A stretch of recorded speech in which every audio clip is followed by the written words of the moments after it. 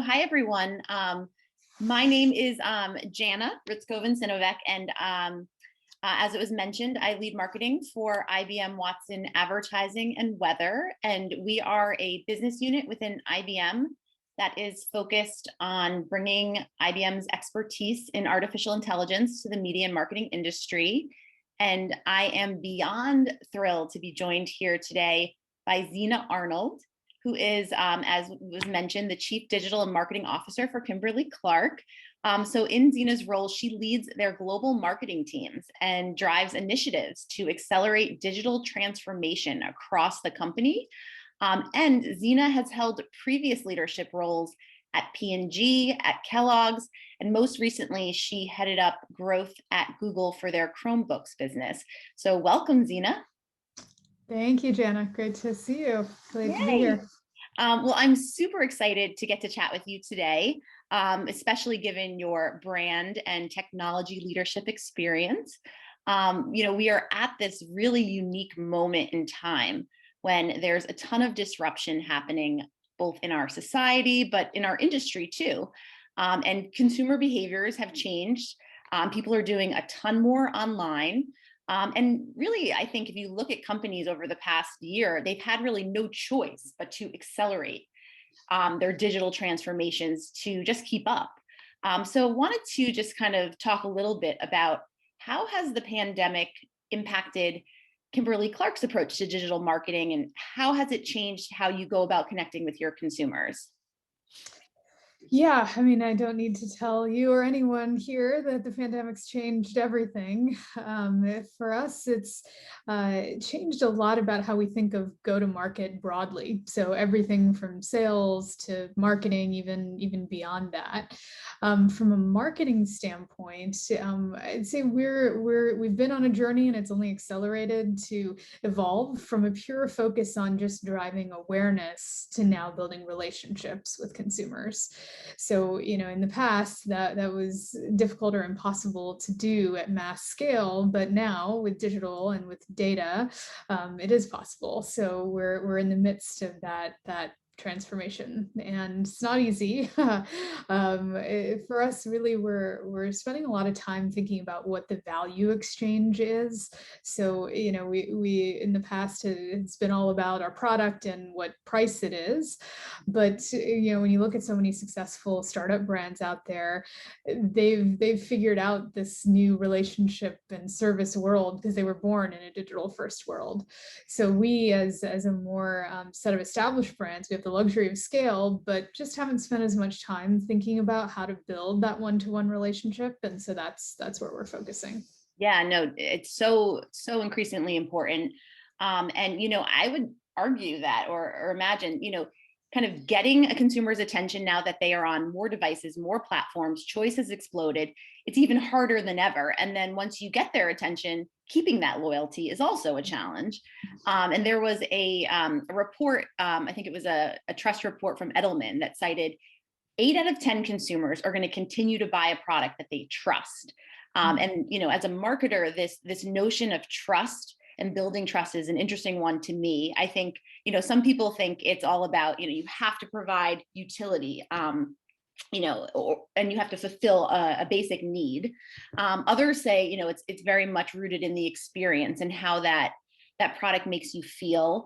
It's likely, in my opinion, it's probably some combination of the two. And at the end of the day, it really comes down to a brand's ability to authentically connect to that individual's value system and move how they feel. And Zena, I think I shared this with you earlier, but I have a 2-year-old. And I use Huggies, and I'm not just saying this because you are from Kimberly Clark, but I think about my relationship with that brand, and I started using Huggies when my now 5-year-old daughter was born. And it was my sister who told me that I needed to buy Huggies. And she basically said, you definitely cannot use brand X, they leak. You could buy Huggies or you could use this other brand. But this other brand's more expensive. It's not available on box. I was living in the city at the time. It was really important for me, automation. And so with the click of a button, I could get Huggies delivered to my door at a price that was reasonable. And I knew that I wouldn't need to wake up in the middle of the night and have to like deal with, doing a load of laundry and just one more thing that a new mom cannot handle. So it was utility, but it was also things like affordability and convenience and security. And so I'd just be curious, you know, in to you, like what brand, and it could be Kimberly Clark or other, are you loyal to, and why? What motivates you? Sure. Well, I'm with you there on the Huggies. I'm maybe a little bit too brand loyal to them right now. And I say that because my son is right in that potty training age. And I'm like using my need to understand the consumer experience to keep him in diapers longer. I mean, it's that and the fact that potty training is really hard, as you might remember. I'm waiting till So, the summer when it's just a little easier.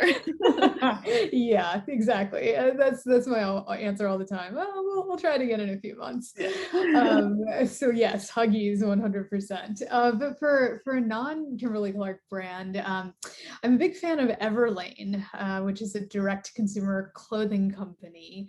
I like their positioning, their differentiator. I mean, they've got kind of great style, of course, but they have transparent pricing and sourcing of all of their manufacturing. They kind of remind me of like what the Gap used to be many, many moons ago when I was growing up. It's like, stylish, good quality, basic clothes at a good price. And I've been a fan of theirs for a long time. But interestingly, a couple of years ago, they got called out for some discrimination in their work environment and in their advertising. And sadly, that's not uncommon in the clothing industry. But what I was really impressed by is how they owned up to it. They took very clear actions to change. I don't know how it is now internally in the company, of course, not being there, but just as a consumer, seeing their marketing, how they've expanded it to be much more inclusive, it's really shown a big shift. So for me, I really like their clothes and their mission of transparency, but I just love the fact that they owned up to when they fell short of that mission and they made mistakes and then they set a new course. So I just feel it's super powerful when brands are able to really take ownership of their errors and then rise stronger from them. Yeah, and I would imagine, like, if you look at, when the pandemic hit and the brands that were, kind of out in market, um, you know, brands need to be authentic and build that trust. But there was never a moment where it was more clear that that was what they needed to do, because, you know, consumers are having increased demands for trust and transparency, and those brand values are what's going to, be the determining factor in terms of whether they use your brand. And as on the topic of brand values, Kimberly Clark was actually just recognized as one of the world's most ethical companies by Ethisphere. And you also came off of a pretty strong year, from an earnings report perspective. And one of the things that I don't think is coincidental is this idea of, if you look at all of the brands within your portfolio, they all have a very, very strong sense of purpose. They all embody purpose. In your opinion, what do you think the connection is there between purpose and profits? Oh yeah, huge connection, I think, in how consumers think about brands and companies today. I mean, it's an area of big importance for us as we're looking to drive growth, and I hope it is for most companies out there.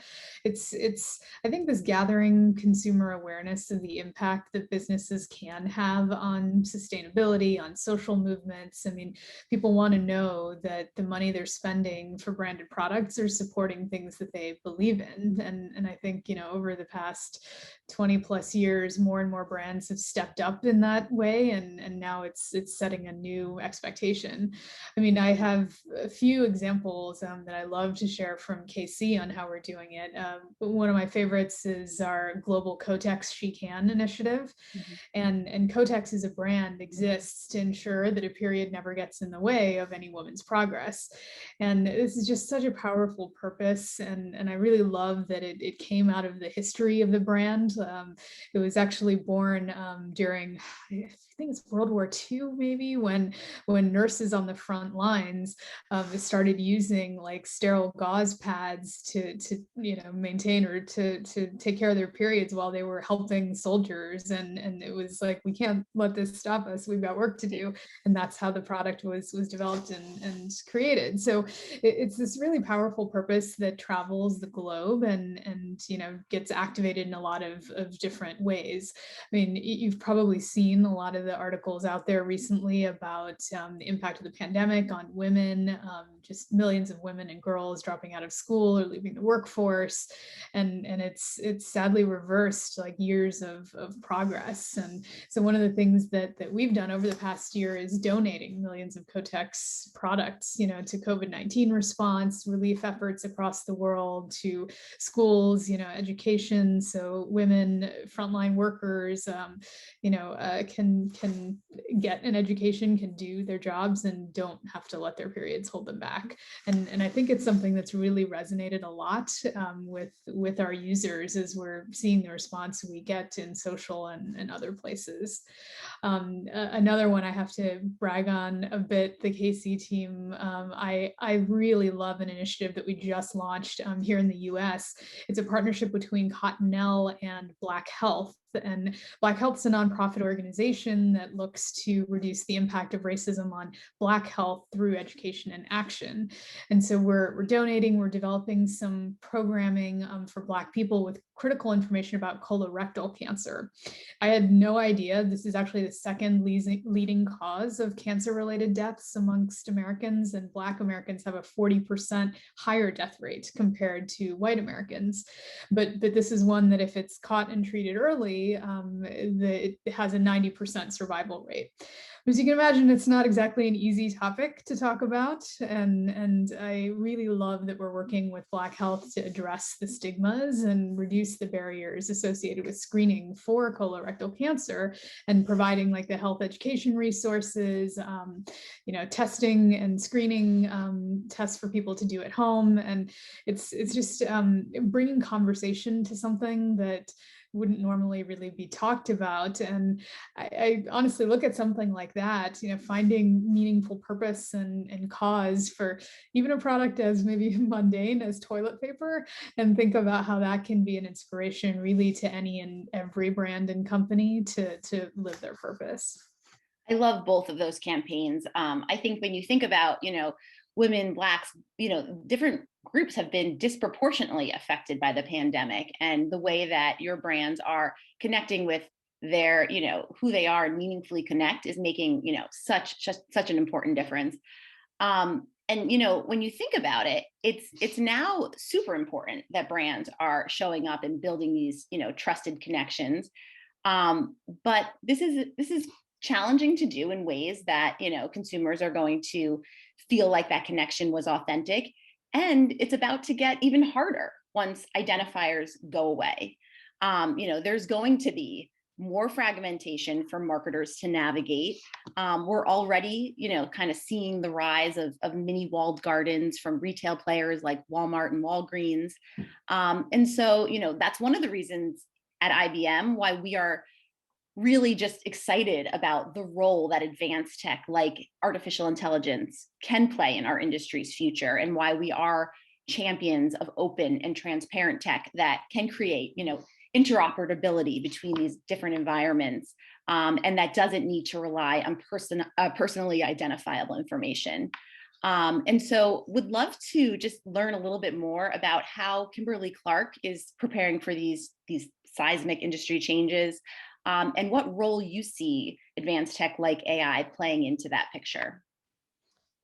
Yeah, I mean, as I mentioned earlier, we're looking to evolve our marketing into being much more relationship focused, and I'll say just much more holistic, like going beyond just paid media to owned, earned, shared, all of that. So we've been on a journey, and specifically thinking about moving from cookie-based marketing to more, we call it, and a lot of people in the industry call it people-based marketing, consumer-centric user-centric marketing, and knowing, that this future reality of a cookieless world is coming. This is not something, brand new to us. Consumer trust, transparency, and data utilization practices. I mean, these things are so important to us at Kimberly Clark. You mentioned earlier being called out as a really ethical company. We take that very seriously. So, I think in the macro sense, these changes that all have consumer privacy at their heart are really important, and we welcome them. It's not That doesn't mean it's going to be easy to adopt in the short term, but I think, as we've been building these relationships and first party data that we have a lot of, great connections with our consumers on, we want to just continue to grow that. And, ultimately, I think that the trade-off of improved effectiveness and quality of this, first and even second party audiences that we have is going to far outweigh the loss of overall reach.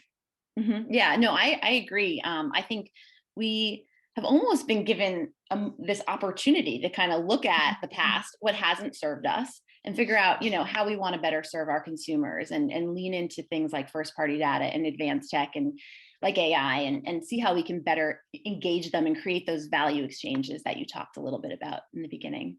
Yeah, and I mean, I think when you talk about AI, that's just like a brand new playing field, I think, from where, we've really been in the past. There's so much opportunity to think about that and have it really influence. And, again, you think about in the past, for at least a lot of traditional like CPG companies, it was about awareness because it's super efficient. We could never do one-to-one. And now, as you think about it, the types of things that are going to enable one-to-one are AI, where you don't have to have an individual person thinking about analyzing a lot of these signals that you're getting. You can have machine learning do it for you and continue to optimize. So I think it's a really exciting time, and there'll be a lot of changes coming, and we're trying to be on the forefront of that, always learning, testing, seeing what we can do and try to prove out that this is going to not just work, but be a huge win for us as a marketer. Yeah, I would imagine that most of the industry right now is in a test and learn, kind of mode where we need to figure out what works, what doesn't, and just get in there and start exploring.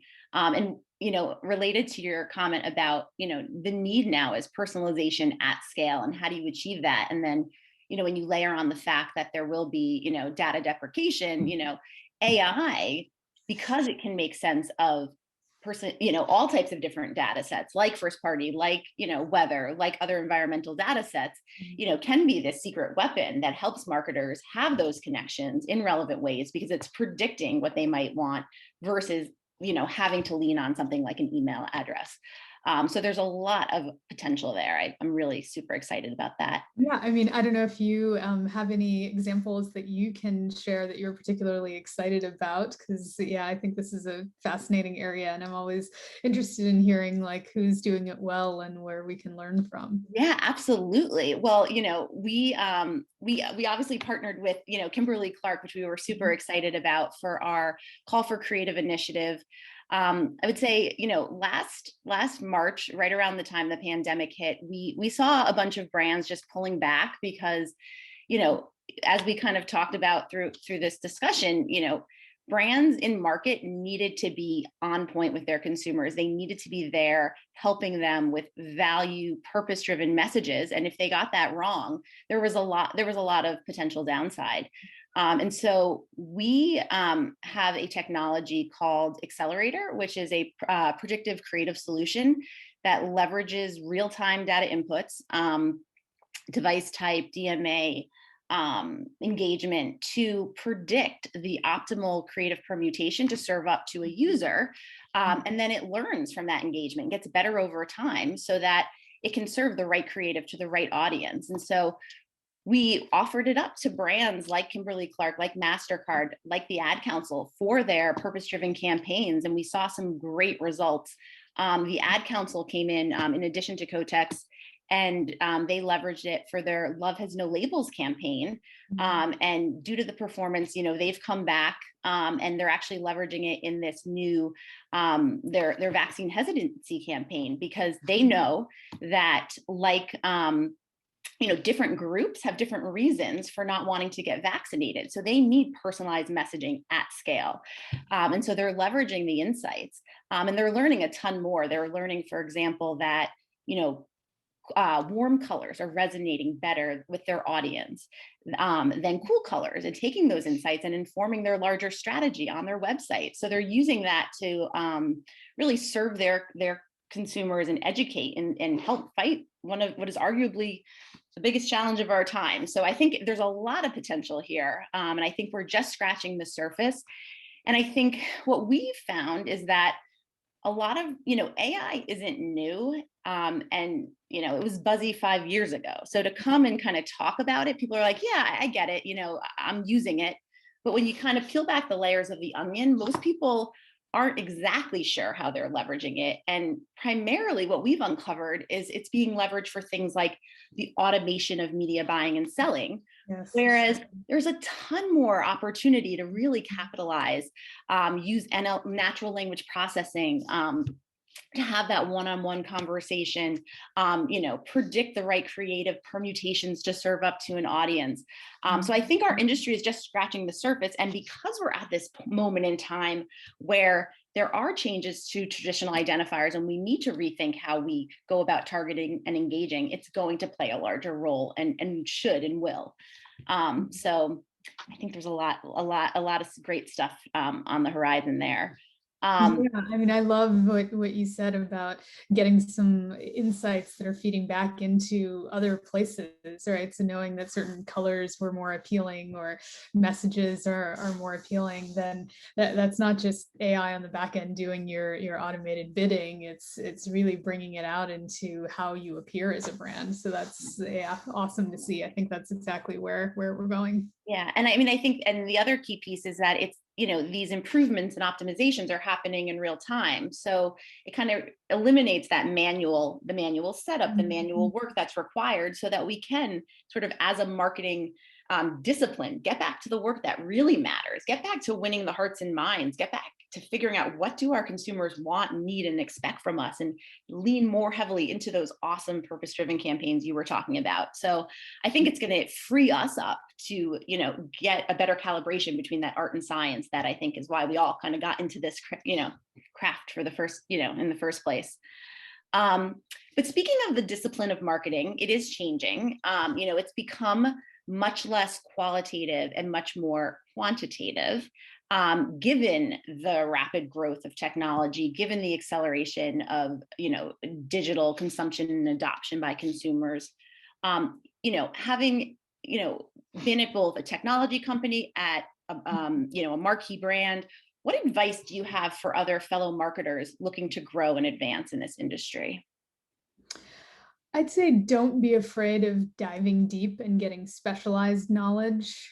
So whether it's data and analytics, which is clearly very, very important to marketing today, social media, really any particular area. I mean, I think marketing as a field has gotten to be much more complicated and specialized in recent years, and of course, digitally focused. And it's interesting because when I came up in CPG marketing, it was very much focused on general management and being kind of a very broad marketer. And marketing for us consisted of, okay, what's your media plan, what's your coupon plan, what's your in-store plan? And now I think it's just gotten to be so much more complex with all of these new channels, all these new ways of engaging in these channels. So I really recommend to everyone early in their careers and even later in their careers to embrace the complexity and find an area or two you really want to learn about, whether that's data and getting deep into analytics, whether it's social media, any number of things, dynamic creative, all these things, and spend some time, learn about it. I think the other amazing thing is there are so many great resources out there today for people wanting to learn and immerse themselves in these worlds. There's tons you can read about. There's great, videos you can watch on YouTube, all of this to get that knowledge. And more importantly, even than that, is just learn by doing. So I tell a lot of folks too, when you're looking for a company that you want to go to, ask them about how they learn, how they experiment. If someone has an idea, what do they do? And I'll tell you, most of the companies that are doing really well, they embrace that. They love that. They know that that's how you learn and develop and grow, is by trying new things. If you go to a place and they say, well, we don't really test new things, we kind of do what we know works, then I don't know that you're going to learn that much there. So I think learning by doing is important. But maybe just the other thing I'll say is, I also believe that the fundamentals of good marketing haven't changed. Finding a meaningful insight, developing a powerful benefit and message for your product to address that insight and consumer attention, and then how do you deliver it in an impactful way. So that's been marketing since the dawn of time, but now it's that we can do it in a one-on-one scale if we have the right tools, if we have the right data, which just means we need to think about it in new, different ways.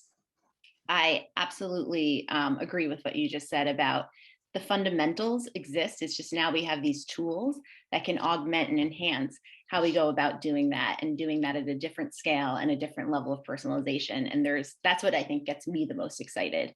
You mentioned just the willingness for people to lean in and to get smart on the industry and what's going on. Do you have any go-to trade pubs that you read every day, or that you just are top for you, that you recommend? Gosh, I mean, a lot of different places. I just have a ton of, Google alerts set and get served a lot of interesting news. I mean, I think that a lot of the trade publications that are out there, Ad Age, Adweek, Campaign, they're all, great to get an overview into marketing. One that I enjoy and read a lot, specifically for like the MarTech side of things, is Ad Exchanger. It's a great website and podcast there. But yeah, I think really just keeping your eyes and ears open and seeing and even just when you find or see exposed to as a consumer a piece of great marketing, whether that's a Facebook ad that comes up in your feed, or something that you see on TikTok, I like to go and take a deeper look. Okay, I saw this thing, let me see what else they're doing and how they're doing it. And it always usually leads me down an interesting path to find out more about how these companies that are doing it well, something that caught my attention, how they're activating in all these different ways and places. Yeah, it sounds like you are innately curious, which I think is always like the key quality of a good marketer. so I think I mentioned this to you, but I always think it's during the hardest times when we learn and we grow the most. And when we fail, like, I think there's so much that can be learned. So can you just share a time in your career when you struggled, but that struggle really turned out to be an important stepping stone in your future? Sure. There have been many times over the years that I've found myself struggling in one way or another. One more recent example was when I was at Google. So I was there, and I was in marketing for most of my time there. But a couple of years before I left the company, I actually moved out of marketing and into the product team to do more of a general management role. So oversaw business and operations for Chromebooks. And I always thought that was what I wanted to do since I grew up in CPG marketing that, has this strong general management backbone to it. But wow, it was a lot different than I thought it was going to be. It was really hard. We were at a point of explosive growth on the business, which was incredible to be a part of, but also chaos.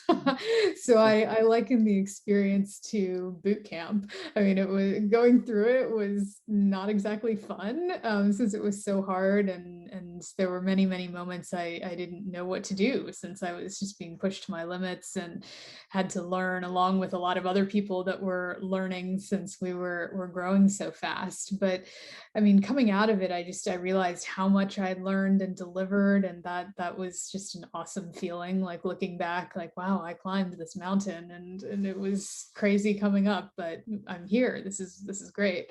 But part of me also realized in that I wanted to be back in a job where I was enjoying the journey as much as the destination, and in that role, I wasn't loving the journey, and I had in so many of the other ones that I had been in before. So I knew I wanted to come back to marketing, and I wanted to do it at a company where marketing is a really critical part of the company's strategy, and like CPG companies and like Kimberly Clark. So yeah, it was not easy. I'm very glad I did it because in addition to the stuff that I learned, I mean, I learned about me and how I really want to be in a place where the day to day is just as much fun and energizing as the end result. And very happy to be in a place where that's the case now. I love that. I love that. You proved that you can climb the mountain, but then you decided that you wanted, a different journey, which is part of it too. So that's so important. So the final question is, what keeps you up at night?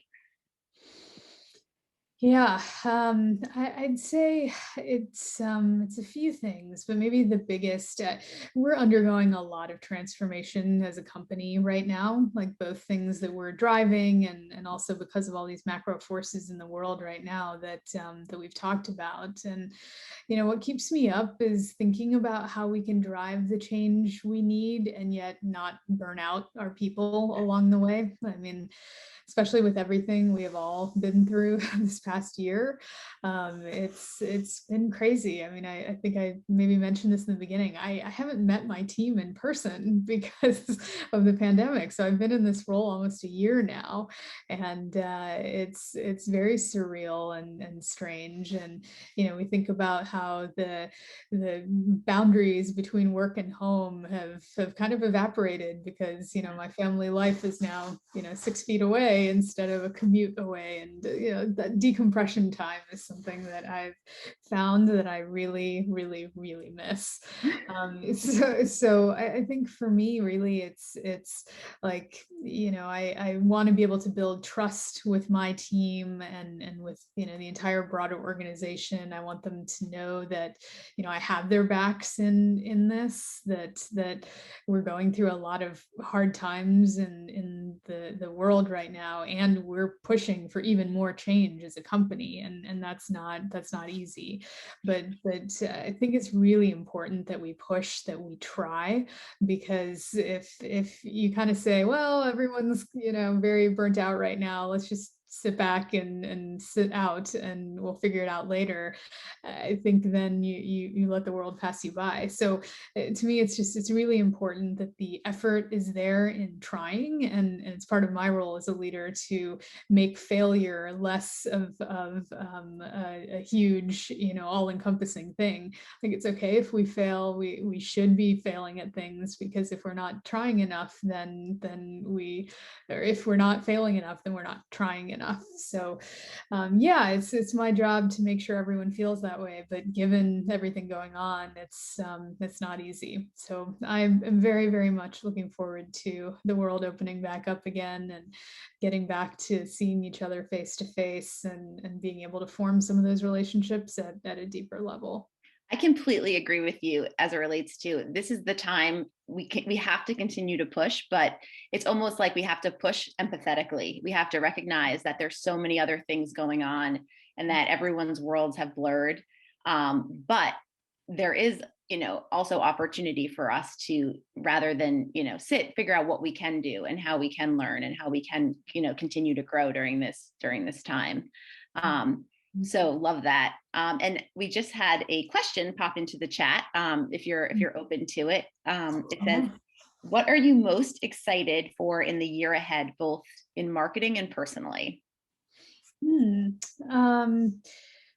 Gosh, I think in marketing, I'm excited to see how, the industry really embraces this new world, because come January-ish, we won't be able to have the targeting, the cookies that we've all kind of gotten used to. So I think there'll be a big shift in how we think about marketing and about how we'll be able to talk to our consumers. So very interested and eager to see how everyone does it. I mean, I'm telling you now, I don't think we're going to figure it out perfectly. I don't think really anyone will, but I think that all of us going through it together at the same time will learn a lot from each other. So interested to see how things shape up there, and what comes to pass. Personally, I can't believe I'm saying this, but I'd say I'm like really looking forward to getting on a plane again, eating airplane food, just going to another place far away. So I moved from the Bay Area to Chicago for this new role, myself and my family. And gosh, I mean, I think back, like I always thought, yeah, ocean, I could just take a plane ride. We can go for a long weekend, and we haven't been able to this past year. So I'm very much looking forward to going, walking on a beach, and yeah, just being in a different place. That's new versus the kind of 10 by 10 cube that I spend my life in. Yeah, well, I think it's going to come back soon, and we're going to have, the beach and the travel and things. But Zena, this was incredibly insightful. Loved all of the different perspectives that you shared. And yeah, I just want to thank you for your time. Really enjoyed our conversation and how your Kimberly Clark is really planning for the future, a cookieless future, and how you're really leaning into brand purpose and values, because that's, at the end of the day, it's all about building trust. So thank you so much. Oh, thank you, Janna. Great talking to you, and really glad to be here. Awesome. Thank you.